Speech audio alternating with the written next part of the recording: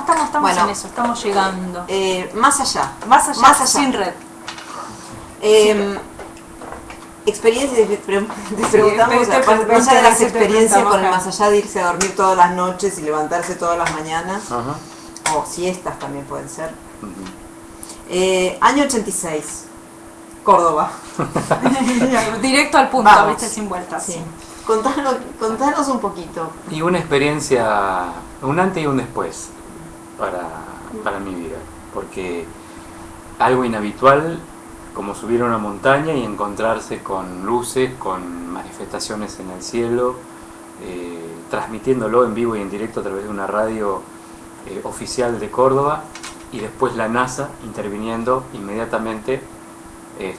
Toda una película de ciencia ficción.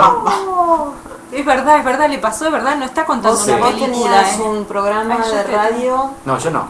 con periodista, amigo. Sí, ¿cómo era? un amigo mío que se llama Rubén Alvaraz, que vive en Córdoba. Yo lo veo por ahí, viste que ahí lo veo contando. Ahí te Sí, que está en Córdoba, tenía un programa de radio en AM que se llamaba Trasnoche Cristal. Entonces, en esa época se hacían entrevistas en Córdoba para las temporadas estivales artísticas. Yo particularmente hacía el móvil, estaba como corresponsal, hacía nota a los artistas de esa época. Me acuerdo mucho de Pedrito Rico en esa época, que iba mucho a Carlos Paz. Siempre lo recuerdo porque justo estaba en ese momento que decidimos ir al Cerro Uritorco. Cerro Uritorco. ¿Vos sos cordobés? No, no, yo nací en Salta. Ajá. Estuve mucho tiempo en Santa Fe, y estuve también viviendo en Buenos Aires mucho tiempo desde niño, y después me fui a Córdoba. Entonces estuve en Córdoba mucho tiempo viviendo. Cuando fuimos al Uritorco en el año 1986, fuimos con un grupo de la radio de LB2, Radio General Paz de Córdoba.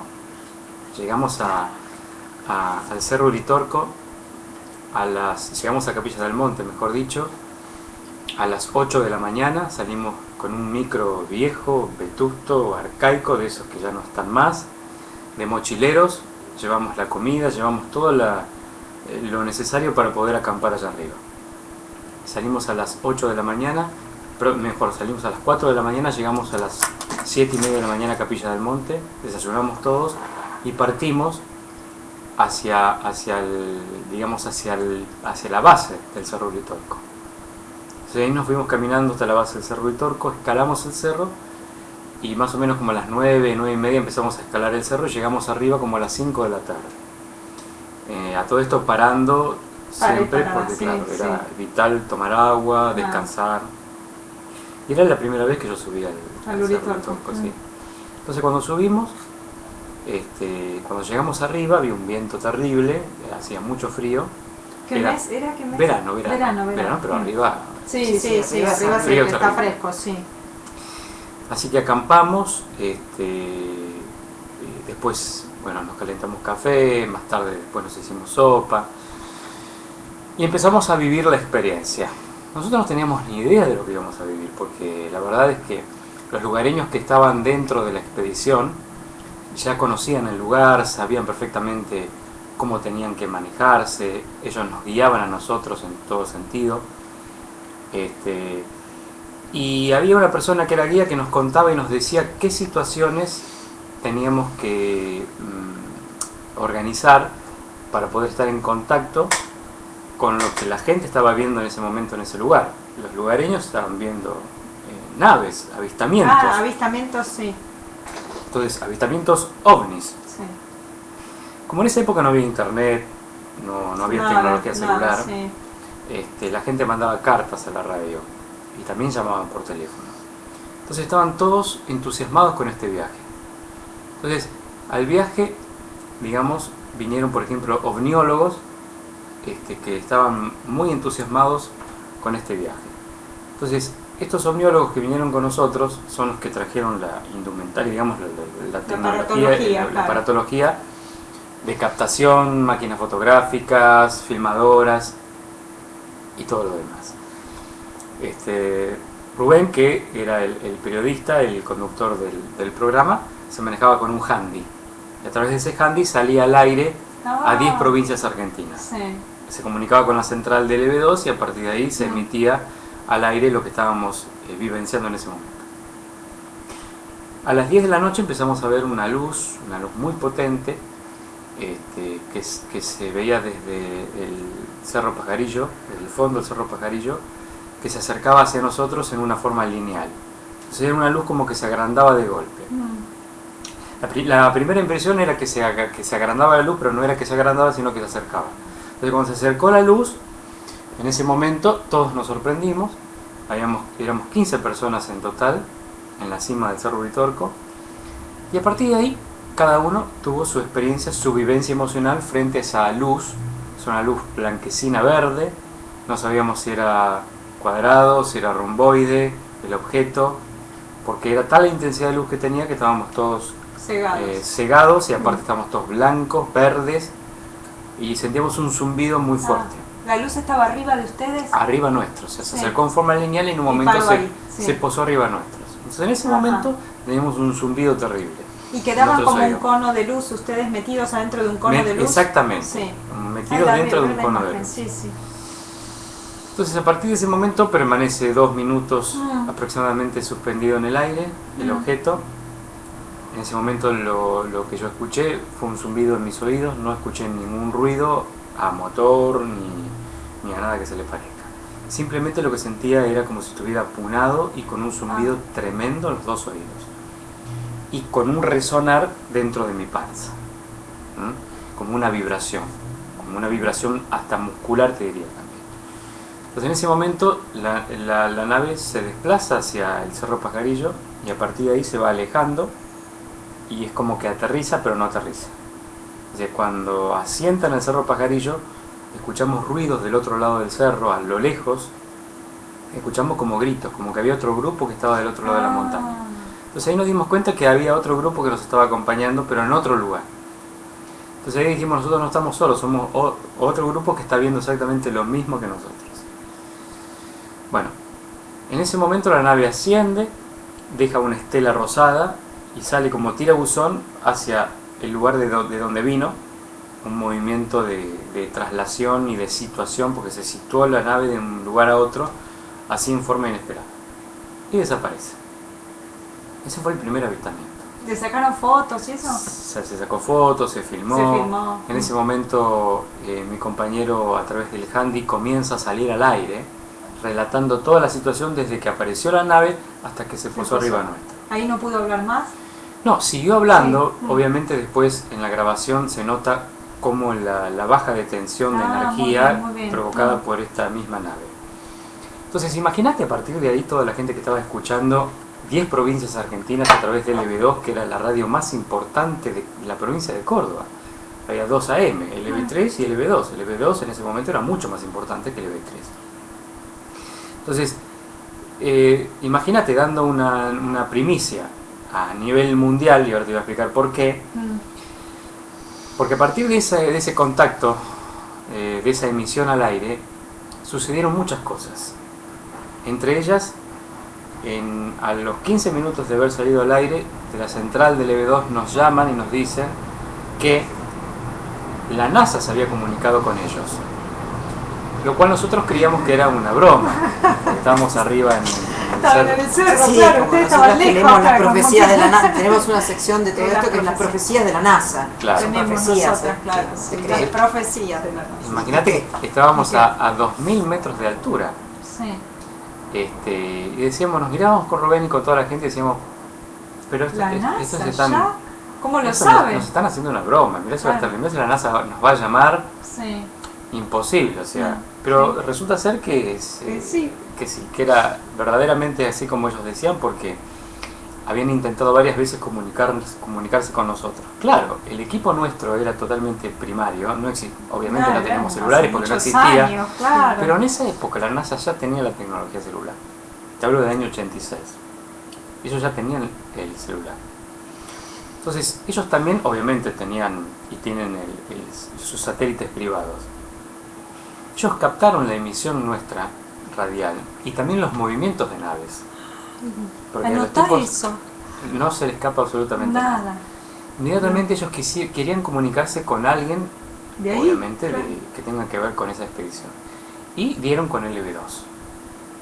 Y a partir de ahí, que nosotros estábamos arriba, no lo podíamos creer, a partir de ahí empezamos durante toda esa noche a ver movimientos, a pesar de la nave que habíamos visto, movimientos de naves que se metían, que salían, que formaban figuras geométricas, que se trasladaban de un lugar a otro. A todo esto, obviamente, cada uno sintió y vivió esa experiencia metafóricamente como cada uno la ha vivido. Yo la viví, particularmente, para mí fue una emoción.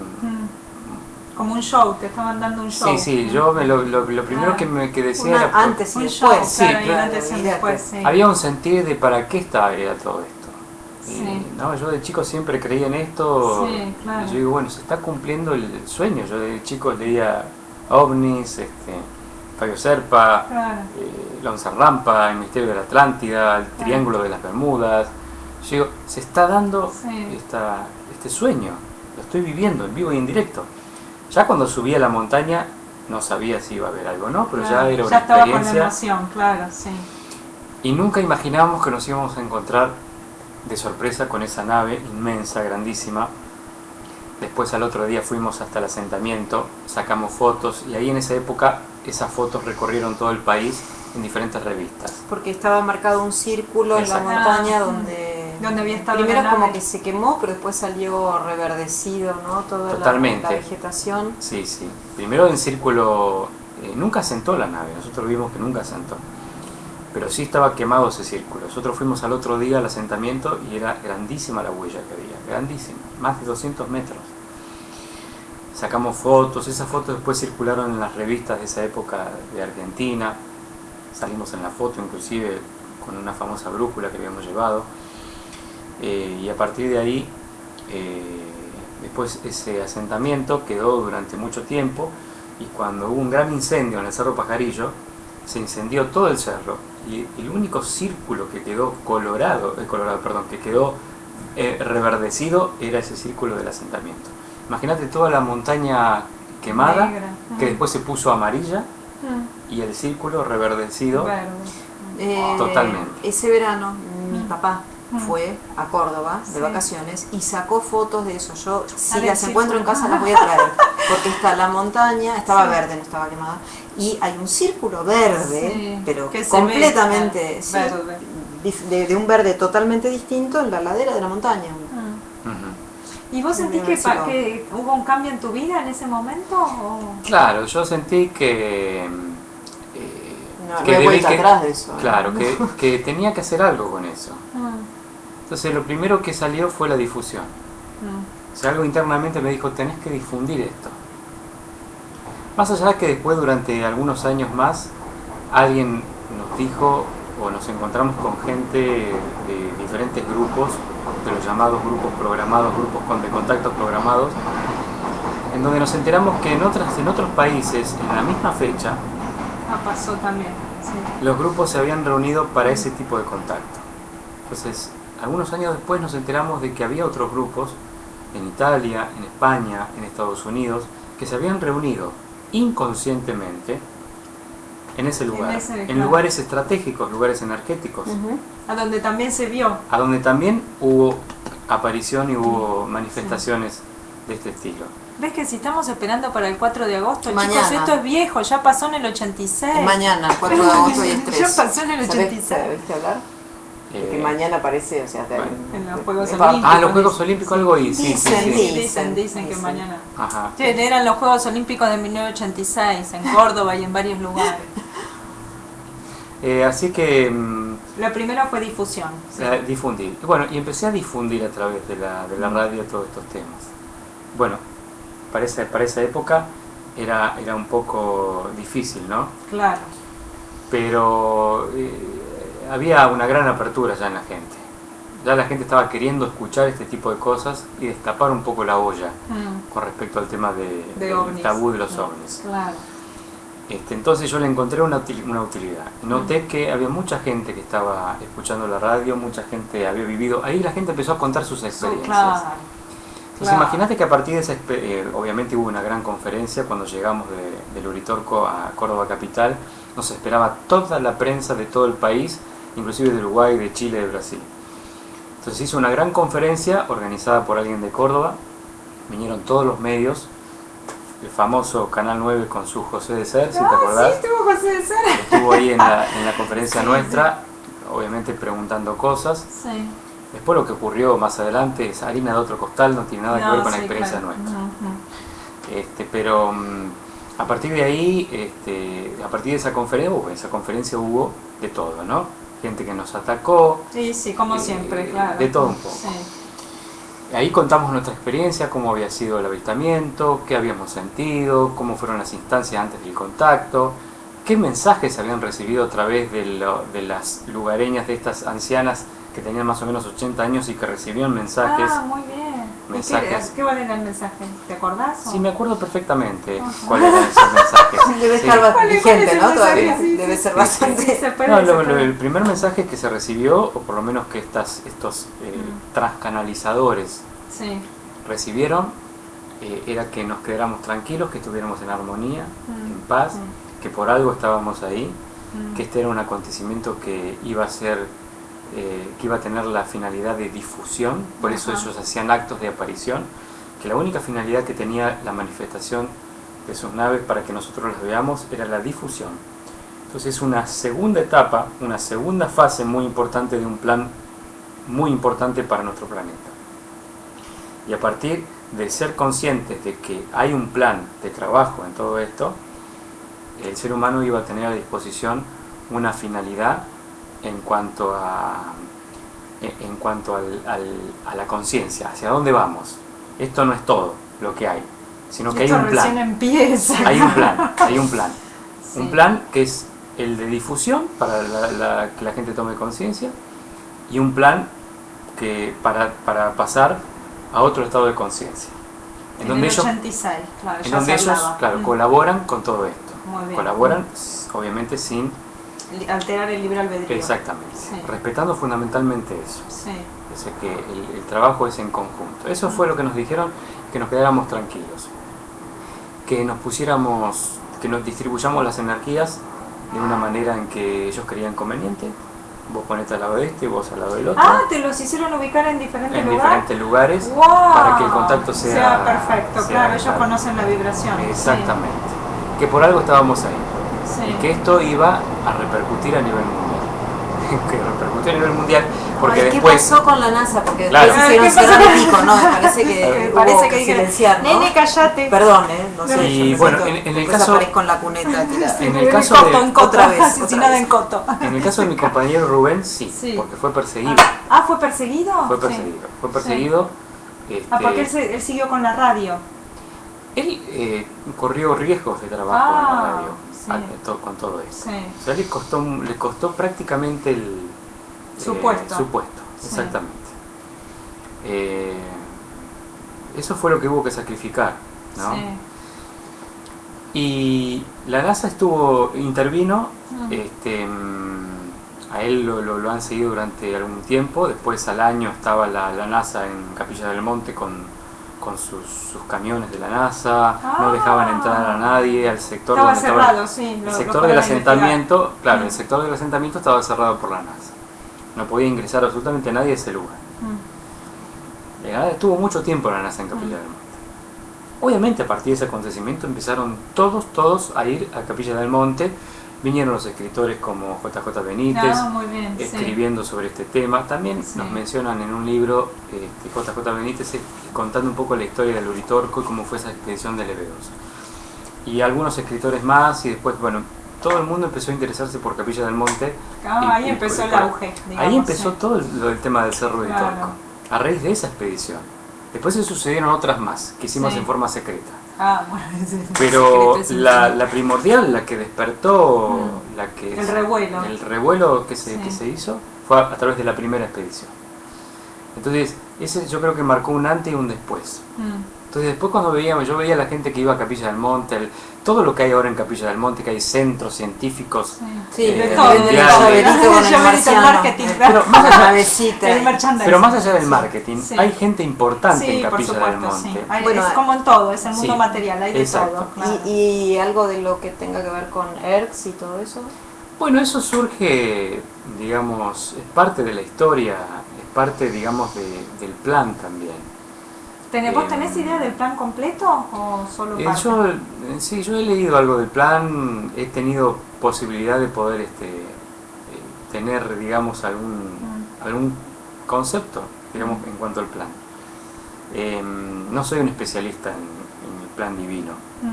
Lo que te puedo decir es que sí, haces tu parte. que sí hay un plan, sí. Y que no importa, digamos, es que va más allá del tiempo y el espacio. Es que, digamos, que como que estamos viviendo un tiempo histórico. Sí. Lo que las escrituras llamaron el tiempo de la era de las flores, o la era de los círculos, o la era de dorada. Podemos llamarla de muchas maneras. Sí.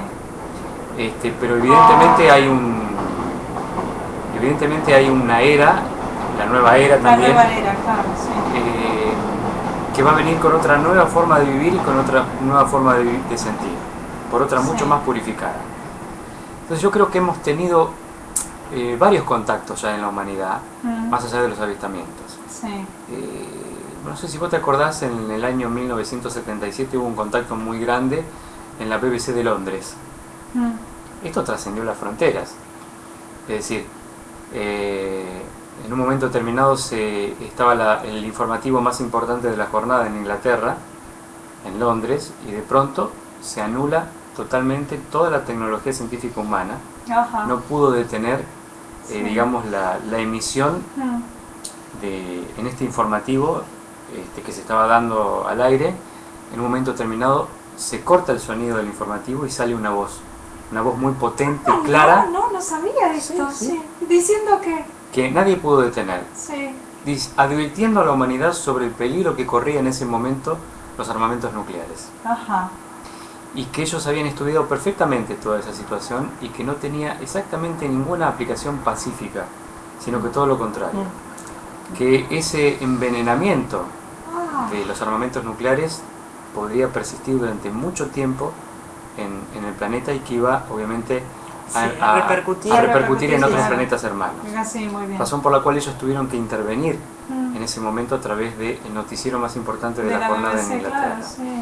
Entonces habló la voz de un ser diciendo que era un comandante, diciendo el grave peligro que corría la humanidad en ese momento, y que los científicos no tenían en claro todavía por qué ellos estaban acá y para qué estos seres estaban acá para eso, para nos prevenir, están ayudando. Claro, para prevenir esto, sí.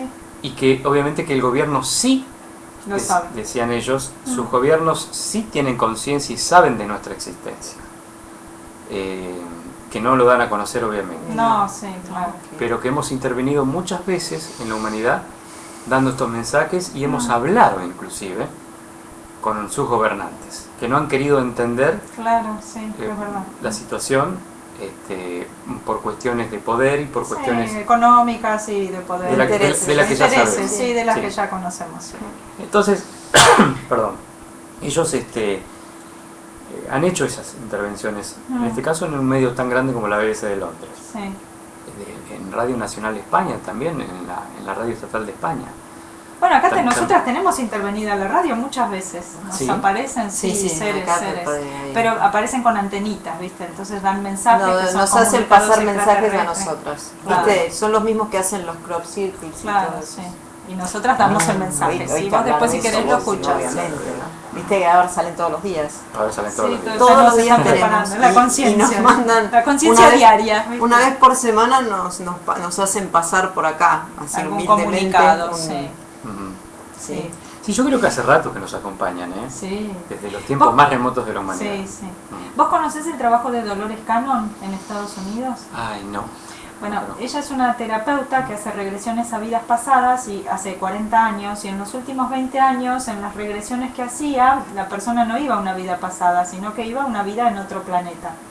Y tiene un libro escrito que se llama 3 olas de voluntarios, en los cuales seleccionó algunas de las regresiones que hizo, en la cual las personas cuentan esto, que estábamos frente a una catástrofe nuclear y tuvieron que pedir en la comunidad galáctica auxilio, y que seres de otro nivel de vibración empezaron a encarnar en el planeta Tierra para ayudar en este proceso.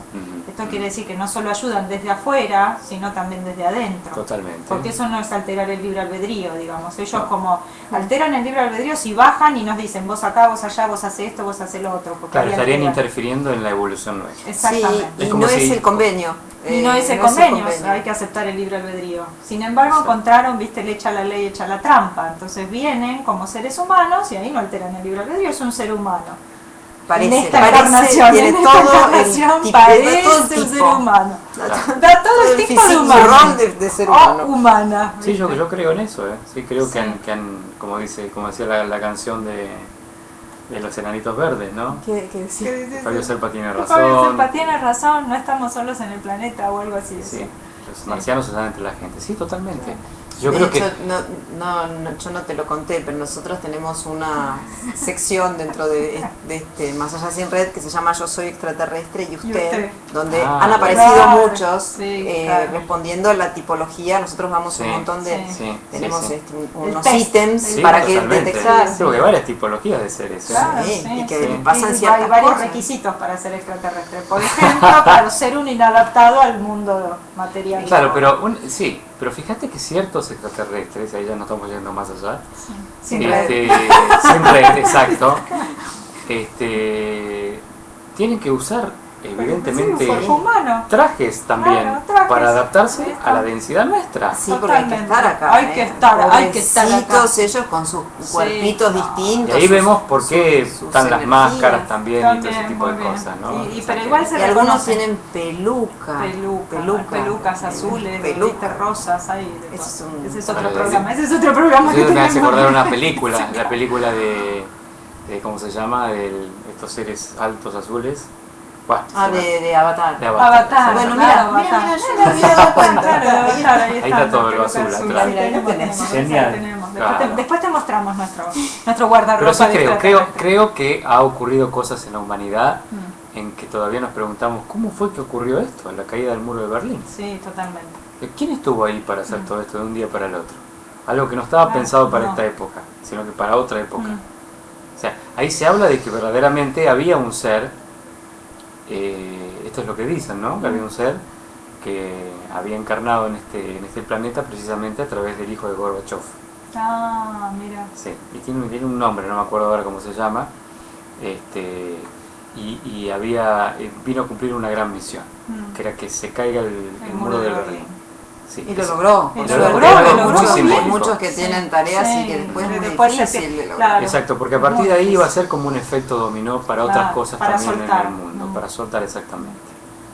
Así que yo creo que sí, que ellos intervienen desde hace muchísimo tiempo atrás. Desde millones y millones de años, creo que ellos vienen siguiendo nuestro trayecto evolutivo. Y que no es de ahora, sino que desde siempre. ¿Y cómo llegaste a la decodificación? Ahí venía la pregunta. Bueno, si yo llego, todo esto sirve para llegar a esto. Claro, todo esto sirve para llegar acá. Nos trajo hasta acá. Y yo llego a la descodificación biológica porque en el año 1986, yo tenía 18 años, estaba en Buenos Aires y en San Telmo, veo a través de una revista marginal para esa época, justo era el comienzo de la democracia, con Alfonsín, había una revista que se llamaba Cerdos y Peces. Sí. No sé si se acuerdan. ¿Cómo llegó por Cerdos y Peces? Sí, es una revista totalmente marginal que te enseñaba cómo escaparte de una cárcel, por ejemplo, y todo ese tipo de cosas. A mí me encantaba esa revista, yo la leía, me fascinaba. Hay gran posibilidad de que sea extraterrestre, si le gustan esas cosas. No lo vamos a decir porque es obvio. Porque entonces, es obvio. Había un artículo del doctor Richard Hammer. Entonces, un médico oncólogo alemán descubre que cada enfermedad no es un mal funcionamiento del cuerpo, sino que es una solución de la madre naturaleza. Entonces empecé a leer ese artículo, me interesó mucho. Y me quedé traumado con ese artículo. Entonces, ya veía la cosa, se ve que necesitaba yo eso. Sí. ¿Eso fue antes o después de ver eso fue después. Después de ver. Sí. ¿Viste? Mira qué cosa. Open Your Eyes, Open Your Eyes. Terrícolas, esa es otra. Es otra sección. Y a partir de ahí me quedó ese concepto. Y después fue apareciendo Después te en apareció mi vida solo, otros claro. artículos de Hammer, y ahí es como que yo digo que la vida te va encontrando. Sí, sí, claro. Después, llegados los años 90, sale, bueno, ya a todo esto ya la internet, que uno sí. está más comunicado, ya empecé a interiorizarme más por este tema, empecé a tomar cursos con la nueva medicina germánica, con profesores de la nueva medicina germánica, después con profesores formados por Claude Sabat, que es un médico cancerólogo francés, que aporta unas cuantas leyes descubiertas por él en los años 70 a las leyes de Hammer, que son 5 leyes biológicas que descubre Hammer, que ya estaban en la madre naturaleza. Déjame decir que es recontra súper científico, no hay Claro, nada de no es- esoterismo no, sí. en No, esto. no es solo aire, Biología, sí, es ciencia. ciencia, Claro, ciencia, molécula. claro. Es la biología total de los seres vivientes. Es decir, todo esto es... Matemáticas, si exacto, querés. Claro, sí, se sí. descodifica, Ciencia exacta. se descodifica un programa inconsciente, el cerebro invierte la orden y desprograma la enfermedad. Muchos pueden decir, pero vos lo decís muy fácil. Es que en eso Es muy consiste. fácil. Resolver el conflicto, identificarlo, Mm. comprenderlo, aceptarlo y darle una solución satisfactoria para uno. No para los demás y para el entorno, para uno. Entonces, cuando uno resuelve ese conflicto, Ya está. ya está. Si tu mayor conflicto es haberte enterado que tenés una enfermedad mortal, tenés que resolver ese conflicto también, que produce mucho estrés. Y para eso está el conocimiento. Claro, Para que uno vaya sí. armando rompecabezas y se vaya relajando ya de esa trampa. Claro. Y eso el cerebro cura todo, restituye todos los tejidos. Si no dejamos que restituya los tejidos, estamos en una fase de estrés. Claro. Y el estrés es incompatible con la vida. Y el cerebro espera que uno se relaje para reparar. Por eso con nuestra mente creativa tenemos que darle esa posibilidad a nuestro cerebro. Ser amigo de nuestro cerebro, acompañarlo en lo que él te pide, porque te da señales claras. Sí, fíjate que si se te sale el corazón por la boca, te está diciendo frená. Pará. Nadie te pidió que salgas a correr de esa manera para bajar la panza. Hacelo tranquilamente porque yo no estoy capacitado, o sí lo estoy, pero sale fuera de mis cálculos esto que haces. Entonces, un estrés físico, voy a tener que reparar ese estrés físico que acabas de hacer. Es lo mismo. Entonces, todo esto fue, estas leyes, a través de la biología total de los seres vivientes, de Claude Sabat y de Hammer, es lo que donde yo me formé, ¿no? Vos ya sabías, cuando viste eso, dijiste, mi camino es por acá. Sí, yo vi que esto funcionaba y que verdaderamente era una herramienta muy poderosa. Empecé a experimentarla en mi familia. Los conejillos de India, dice. Exacto. Empecé a experimentarlo en mi familia, funcionó, y a partir de ahí dije, bueno, si esto funciona, tiene que Lo funcionar quiero, para claro. todas las enfermedades. No hay enfermedad Ay, muy bien. que uno... que quede afuera del sistema. no, Como porque si sistema, no, no sí. funciona, si Si no, no existiría claro, como ley sí. biológica. Claro, claro. ¿La relacionás con el evento Del cósmico? 86. Sí, totalmente. Sí, está todo relacionado. Es que claro que está todo relacionado. Está todo relacionado. Está todo perfecto, la sincronicidad. ¿Tuviste otros avistamientos? Sí, tuve otros avistamientos. Sí, tuve. Sí, ya de chico veía cosas. El primer avistamiento fuerte que tuve fue en Santa Fe. Y fue justamente cuando mi abuela me llevó a la estación de trenes, quizás por eso amo los trenes, y en un momento determinado que, no sé si vos te acordás, cuando Chile estaba en conflicto con Argentina, Sí. los soldados tenían que ir a la frontera a pelear. Estuvimos Por la así, duda, sí, de así pelear, que sí, sí. se desate una guerra. Sí. Y era un día como nublado, pero era de noche, pero estaba todo nublado. Y de pronto en ese momento había como relámpagos.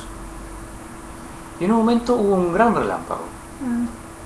Y se puso todo de día. Luego uno dice, bueno, el relámpago hace así y después se apaga enseguida. Sí, No, quedó prendido. Y que nos quedamos todos asombrados.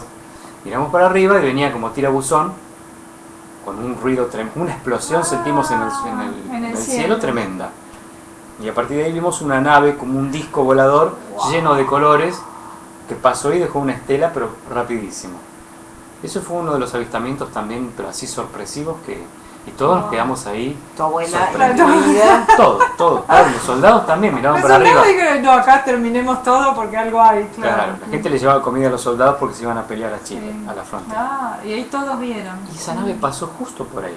¿Qué? Justo. Digo, para que comprendamos qué. Claro. Quizás, ¿no? Sí. Y después al otro día, que era el enfrentamiento, no pasó nada. No pasó nada. Digo, bueno, eso yo creo que está relacionado también sí. con ese avistamiento. Con la vibración, ¿no? Más que la vista es una vibración, que es como vos mencionabas, ¿no? Cuando estabas ahí en el Cerro Uritorco, que te vibraba el cuerpo. Sí, exactamente. Sí. Yo creo que tiene una utilidad el hecho de la manifestación de estas naves. Y yo creo que ellos aparecen cuando la situación es útil, nunca para despertar la curiosidad de nadie. No. Para más abstenerse. Sí, siempre tiene que tener una utilidad que tiene que ver con la conciencia. Claro. Con la toma de conciencia. Bueno, yo haría como un stop. Un stop y después que ponga el que cuente después. No, que todos los datos de las conferencias muy y bien, eso que ahora también te lo vamos a ponemos, repartir. sí.